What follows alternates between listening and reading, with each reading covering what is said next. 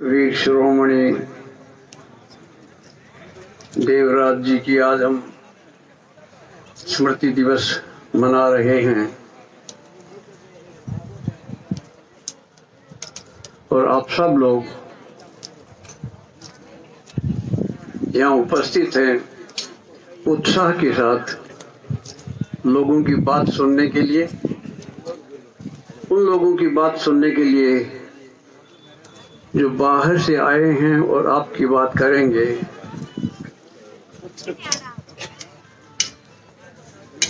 मैं श्री राम विचार जी महाराज जैसे उनकी विचार, जैसा उनका नाम, वैसा उनका वक्तव्य है। आदरणीय गजेंद्र सिंह जी, केंद्रीय मंत्री, आपके सांसद, विधायक मीना कुमार जी और समस्त मंच पर बैठे हुए सम्मानित लोग और सामने बैठे हुए यहाँ की नागरिक,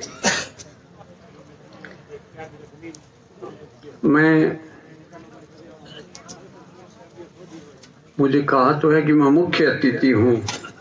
मैं तो वास्तव में अतिथि तो हूँ। अतिथि का मतलब होता है जो बिना किसी तिथि के आता है। नहीं तो आपके कार्यक्रम की मुझे कोई सूचना थी, न मुझे किसी ने बुलाया, इसलिए मैं ही अतिथि हूँ और कोई अतिथि नहीं। सबको बुलाया होगा और मैं आया हूँ। मुझे जब पता चला जोधपुर में इस प्रकार का आयोजन हो रहा है तो मैं वहां जाना चाहता हूं। तो यहाँ के कुछ लोगों ने ये कोई व्यवस्था की। कुछ लोग ऐसे लोग भी थे जो ये कहते बिना बुलाए क्यों जाते हो। तो अतिथि तो बिना बुलाए ही जाता है, जहां उसका मन होता है वहां चला जाता है। और यहाँ मेरा मन था, सदैव था, और मैं सोचता हूँ इस जीवन में सदैव रहेगा। और कल्पना तो ऐसी है कि यहाँ के लिए आकर्षण मेरा आगे के जन्मों में भी रहेगा, क्योंकि मुझे इस परगने से केवल साथी मिलते हैं ऐसा नहीं, मेरा अनुकरण करने वाले लोग मिलते हैं इसलिए नहीं, लेकिन कोई न कोई रिश्ता ऐसा है, अनजान रिश्ता है। तो बिना किसी तिथि के, बिना किसी बुलावे के मैं आपके समक्ष आया और बहुत प्रसन्नता हुई कि ऐसे पहले भी मैं यहाँ आया हूँ। उस समय भी इतनी प्रसन्नता थी। आज भी सब मिलजुल करके पूर्व विधायक, वर्तमान विधायक, यहाँ के पूर्व प्रधान और ये सब लोग राजनीतिक विद्वेष को छोड़ करके यहाँ बैठे हुए लोग भी, कोई कांग्रेस पार्टी से संबंधित होंगे, कोई भाजपा से संबंधित होंगे। इन सबसे बड़ा संबंध है खून का संबंध, और वो भुलाया नहीं जा सकता।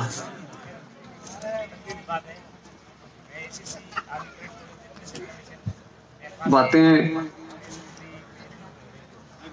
वीरता की, त्याग की, तपस्या की, इतिहास की और संस्कारों की सुनी, बहुत अच्छा लगा। सारी बातें सभी लोगों की अच्छी थी।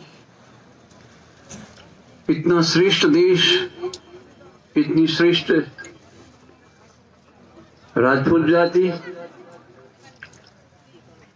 उसको नीचा क्यों देखना पड़ रहा है? क्या वास्तव में हम गए बीते हो गए? क्या वास्तव में हम सबसे पिछड़े हैं? मुझे तो ऐसा नहीं लगता। कुछ खामियां रही है तो ये श्रेष्ठ जाति की ही रही है। कहीं न कहीं भूल हुई है तो राजपूतों की हुई है। हजारों सालों से आक्रांताओं से हम जूझ रहे हैं। इस देश की संस्कृति को, यहाँ की मान्यताओं को, यहाँ की कलाओं को नष्ट करने का प्रयत्न भी खूब किया गया। और हम कुछ बिगड़े भी, लेकिन आज भी इस देश की महानता देखिए आप कि पश्चिम की आंधी यदि कहीं आकर के रुकी है तो भारतवर्ष में रुकी है।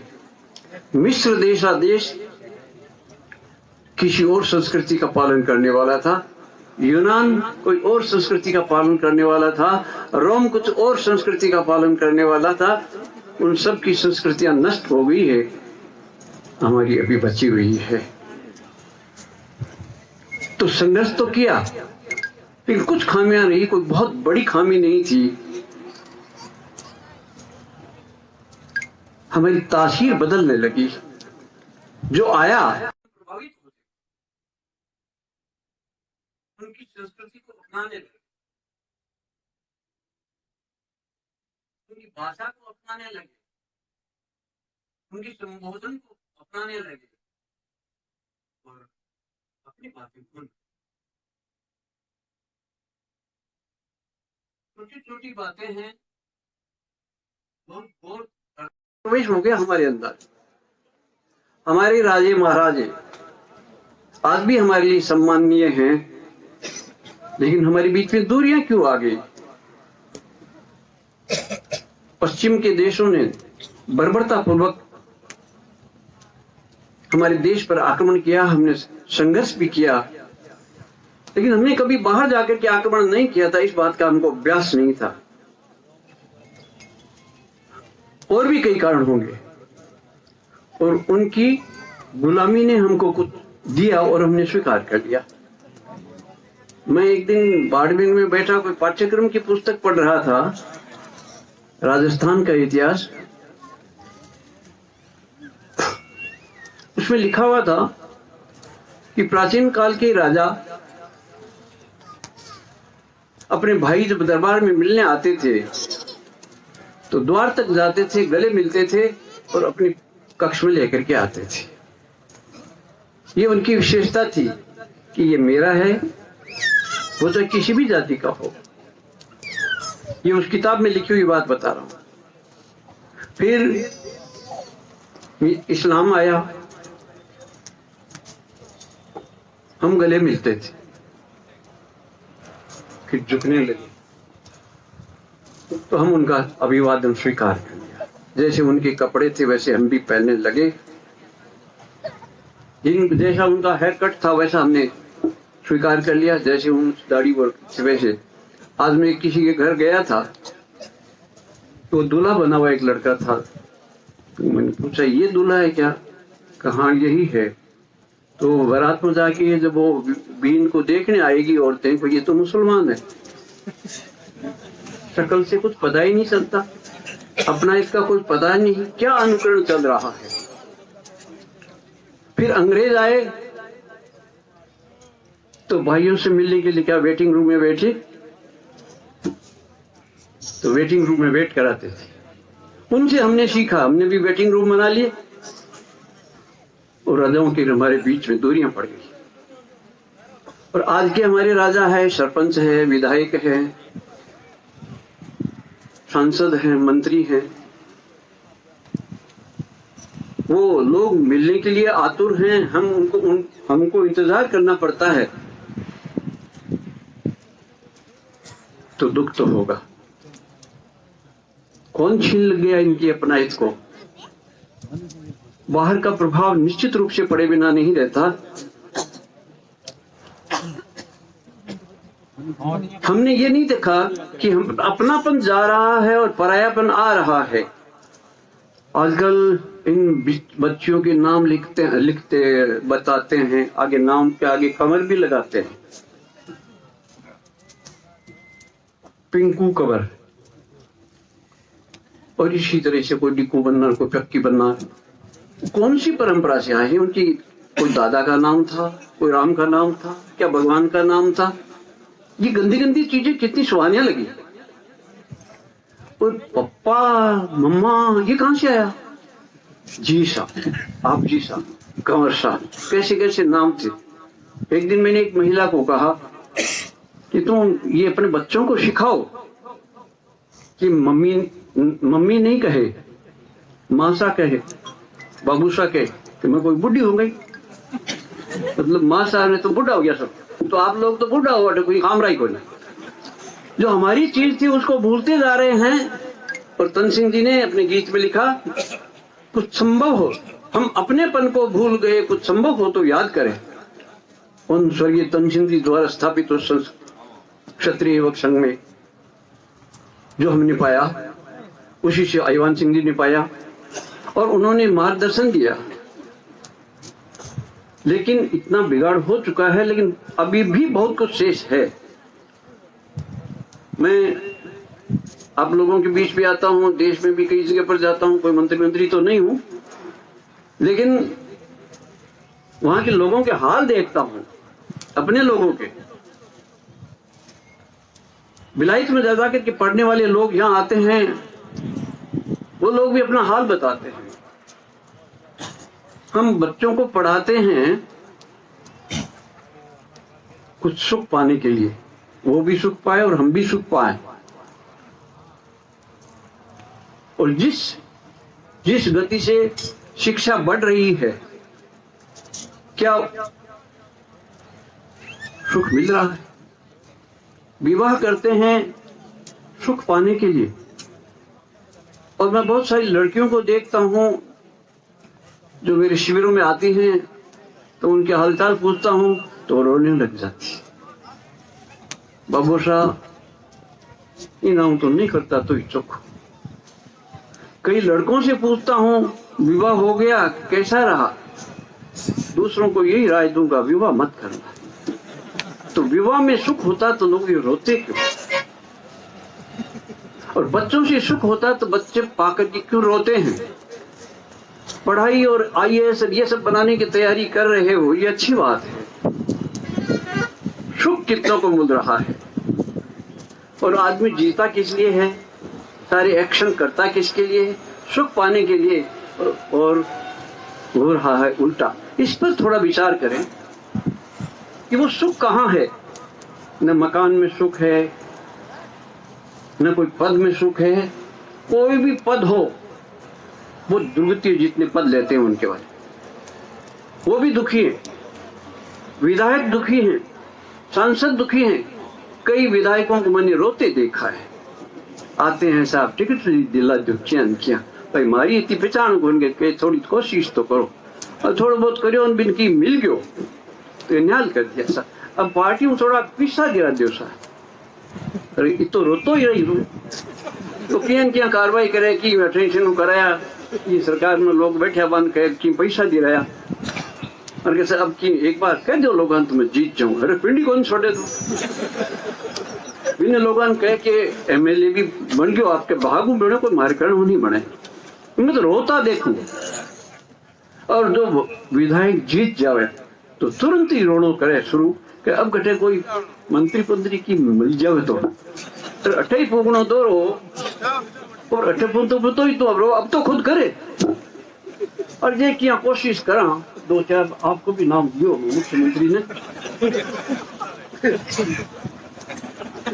लेकिन मैं बात करता करता ही पद तो भर गया। लेकिन आशा रखनी चाहिए पूरे इन क्षेत्र में एकमात्र महिला है। अब आपको भी मैं निवेदन करूं, और मंत्री यदि कोई बन जाए तो ही रोए, मंत्री बनाए तो क्यों रोए? कैसा पशुपालन विभाग दे, कोई देवता पालन तो विभाग देव तो पदा में दी हुए तो गजेंद्र सिंह साहब ने पूछ लियो बड़ा हुए। एक दिन वसुंधरा जी बारू बात करता करता आंखें में आंसू आए कि मैंने ये लोग बहुत फोड़ा डाल दे भला लिया उबा है राज करनो सौरो है कहीं देखो आपने बटका यहाँ करे यहाँ के तो बटका सौरो लियो कहीं राज भला तो ही टाइम बिहार आज भी है काम कोई सौरो को नहीं। लेकिन रोना बंद करो। अपने आप में सुख है, बाहर सुख नहीं है। और अपमान में क्या है? भगवान कृष्ण ने गीता में कहा है कि हर प्राणी के हृदय में मैं निवास करता हूं। वो मंदिर है भगवान का बनाया हुआ। मैं किसी की आलोचना नहीं कर रहा हूं।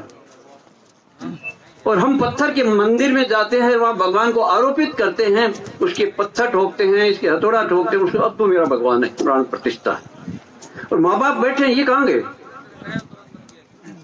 इनमें भगवान दिखाई नहीं देता, अपनी पत्नी में भगवान नहीं दिखाई देता, अपने बच्चों में भगवान नहीं दिखाता। तो इस तरह से अंधे होकर के हम कहां ढूंढ रहे हैं?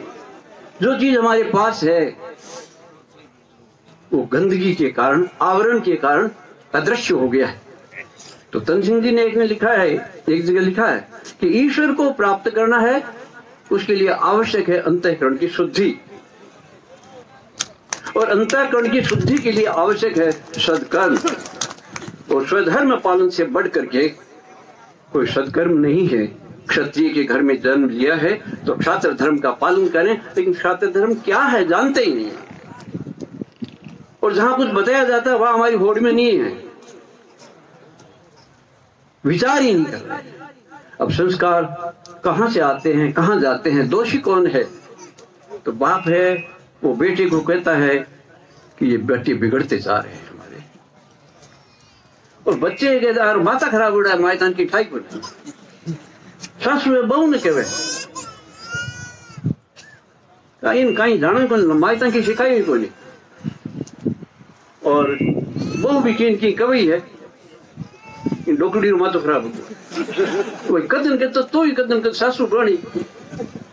एक लड़की मैंने कहो साहब मैं बहुत दुखी हुई, कहीं हो कि मारे ननद ऐसी खोड़ ली है, तो तू भी कोई ननद वेली ने, तो सब दूसरी तरफ देख रहे हैं, और हम कहते हैं देखना हो तो अपने आप को देखो, ये बुरा ये बुरा ये बुरा ये बुरा, इसको इधर कर लो। एमएलए हमारी कोई सहायता कर दे, वसुंधरा जी हमारी सहायता कर दे, मोदी जी हमारी सहायता कर दे, क्यों तुम्हारे का पांव टूट गए क्या? भगवान ने कितना अच्छा शरीर दिया है, दो अंक, एक से काम चल सकता है, तो भी एडिशनल दिए, 2 हाथ दिए, एक हाथ वाले भी काम करते हैं। कितनी कृपा है भगवान की, और भगवान को दोष देते रहते हैं कि हे भगवान हमारे वो ये क्यों करती हो, और भगवान यूं कहे कि हम बावड़ा में इतनी चीजें दी हमें तो ही होश को नहीं, तो किंग खुद तो कर। हम ढूंढ रहे हैं बाहर सुख, वहां सुख है नहीं। लेकिन मेरे आप आज के इस कार्यक्रम में ये मेरी बात शायद समझ में भी नहीं आई,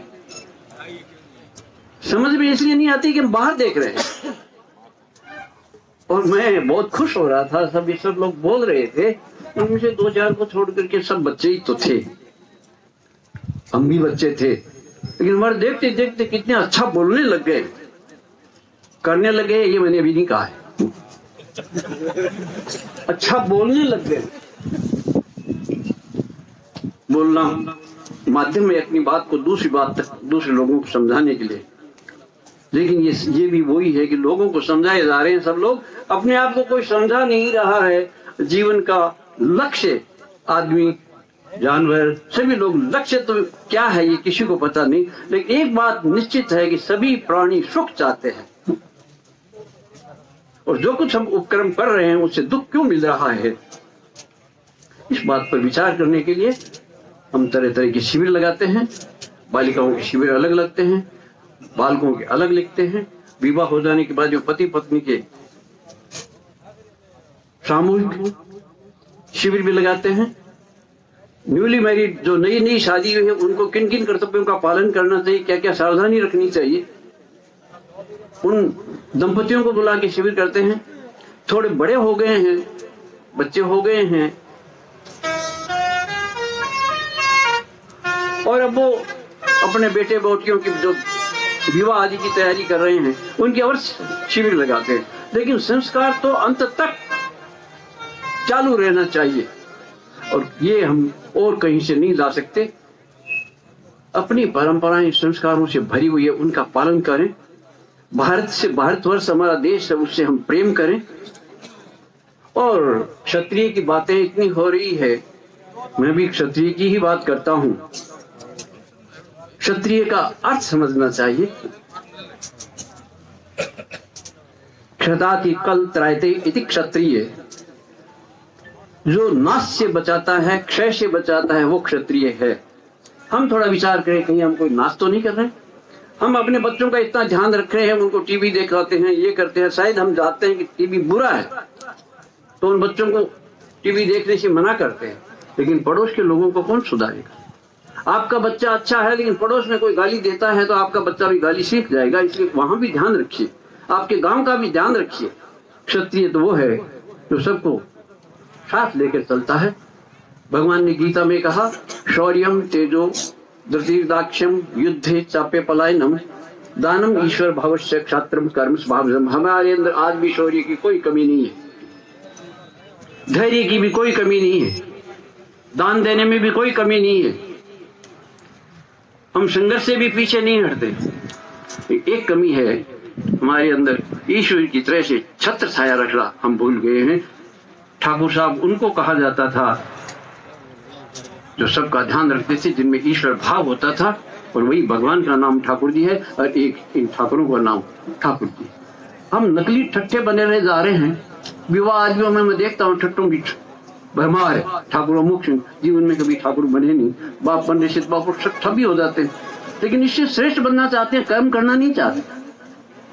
तो हम सबको साथ लेकर के चलें। आजकल ये चल रही है कितनी सारी विषाद, आपके यहाँ भी कई झगड़े फसाद में लोग कराने के लिए तैयार हैं, और वो लोग आप संपर्क रखते हैं कि नहीं? लोग मेरे से संपर्क करते हैं कि हमने तो इन आप लोगों की हमेशा सेवा की। आज भी हम हमको बना कहते हैं, ठाकुर साहब कहते हैं आप हमसे क्यों नाराज? हम आज भी ये तो कैसे कह सकते हैं हमको गला लगाने के लिए तैयार है, लेकिन हमको उनको गले लगाने के लिए तैयार रहेंगे, उस दिन हम ठाकुर बनेंगे। तो क्षात्र धर्म सबके ऊपर छत्र छाया करने वाला, छत्री बनने वाला, और समय आने पर गांव में, पड़ोस में, देश में, कहीं भी, तो ये बहुत सारे कर्तव्य हमने निभाए हैं। तो हम केवल सीमा पर लड़ना ही क्षात्र धर्म नहीं, हम बाहर भी लड़ रहे हैं, अंदर भी लड़ रहे हैं, लड़ाई सब कर रहे हैं। एक बात और भूल गए हैं, भगवान कृष्ण ने गीता में बार बार अर्जुन को कहा है, युद्ध कर और मेरा स्मरण कर। सब युद्ध कर रहे हैं, कोई चुनाव में युद्ध कर रहे हैं, कोई पत्नी से लड़ रहा है, कोई पति से लड़ रहा है, कोई बेटे से लड़ रहा है, कोई पड़ोसी से लड़ रहा है, कोई कोर्ट में लड़ रहा है, लेकिन एक भगवान को भूलते हैं। भगवान को ढूंढते हैं मंदिरों में। भगवान कहता है क्यों बावड़ा उधर उधर घूम रहा है, मैं तेरे अंदर बैठता हूं, तो थोड़ा आत्मचिंतन कर। हम मांगते ही रहते हैं, मांगते बने हुए। भगवान कहता है मैं सब कुछ जानता हूं, तुम एक बार बोलना तो बंद कर। तू ही तो बोले जा रहा है, मैं भी चाहता हूं कि मैं तुमको कुछ कहूं। तो भगवान को सुनने का प्रयास करें, भगवान की याद रखें, तो फिर चुनाव हमारे लिए महत्वपूर्ण बात नहीं है, कोई मंत्री पद हमारे लिए महत्वपूर्ण बात नहीं है, कोई सरपंच आदि कुछ भी बनना महत्वपूर्ण नहीं है। हम भगवान की बात को सुनना शुरू करें, और जो संघर्ष अंदर चल रहा है और वही बाहर भी चल रहा है। धर धरती का एक ही लेखा, जो बाहर सो भीतर देखा। जो बाहर देख रहे हो उसको पहले अंदर देखो कि मैं बाहर लड़ रहा हूँ। क्षात्र धर्म का पालन करना एक उसका अर्थ है कि सीमा पर लड़ना, दूसरों से रक्षा करना, लेकिन अपने आप की रक्षा करने वाला ही दूसरों को रक्षा कर सकता है। वो इतना नियंत्रण हमारे जीवन पर यदि नहीं आता है तो हम पीढ़ियों को कुछ दे नहीं पाएंगे। वो आते हैं भूले हुए संस्कारों को कि सिंचन करने से, और वो कौन कर सकता है? वो माँ कर सकती है। माँ ही संस्कारों का निर्माण करती है, और पिता का व्यवहार भी। गर्भ में पड़ने वाले बच्चे के समय, बचपन में क्या हो, गर्भ में क्या हो रहा है, उस समय माँ और बाप की, पड़ोसियों की, सासू की, सबकी सावधानी काम आती है, और हमारी कुकर्मों से वो कुकर्म सीखते हैं। तो हम अपने आप पर ध्यान रखें, निश्चित रूप से हम संस्कारी बनेंगे, भारतीय बनेंगे, इंसान बनेंगे, और ईश्वर भाव हमारे आएगा तो निश्चित रूप से हम जहाँ रहेंगे वहाँ सुख और शांति अपने आप आएगी। वो सब जगह शांति है, हम अशांति पैदा कर रहे हैं, उसको हम समझने का प्रयत्न करें। इस संसार में हमें कहीं अशांति तो नहीं फैला रहा हूं, कहीं कोई क्रोध होने का कारण तो मैं नहीं हो रहा हूं। इन सब बातों को यदि ध्यान रखेंगे तो हमारा निश्चित रूप से कल्याण होगा। ये भगवान का दिया हुआ आश्वासन है, मेरा नहीं। तो हम उस आश्वासन को याद रखें, और आज के इस कार्यक्रम की गरिमा में उपस्थिति जिन लोगों की है, निश्चित रूप से हम सबके लिए अनुकरणीय है। और मैं सोचता हूं चाहे वो राज सत्ता में हो, चाहे हमारे संत महा समाज है, जो भी है, सभी अपने अपने आचरण का हम ध्यान रखेंगे तो निश्चित रूप से हमारे अंदर सुख आएगा, हमारे पड़ोस में सुख आएगा और संसार में सुख आएगा। सुख बाहर से नहीं आएगा, संसाधनों से नहीं आएगा। ये आपके जचे तो मान लो, न जचे आपकी छूट है। पैसे में सुख नहीं है, पति में सुख नहीं है, पत्नी में सुख नहीं है, बेटे में सुख नहीं है, मंदिरों में सुख नहीं है तो हमारे अंदर है, उसके ऊपर जो आवरण आ गया है उस आवरण को हटाना है, उस गंदगी को हटाना, तो देखेंगे हम कितने सुखी हैं। जय संघ शक्ति।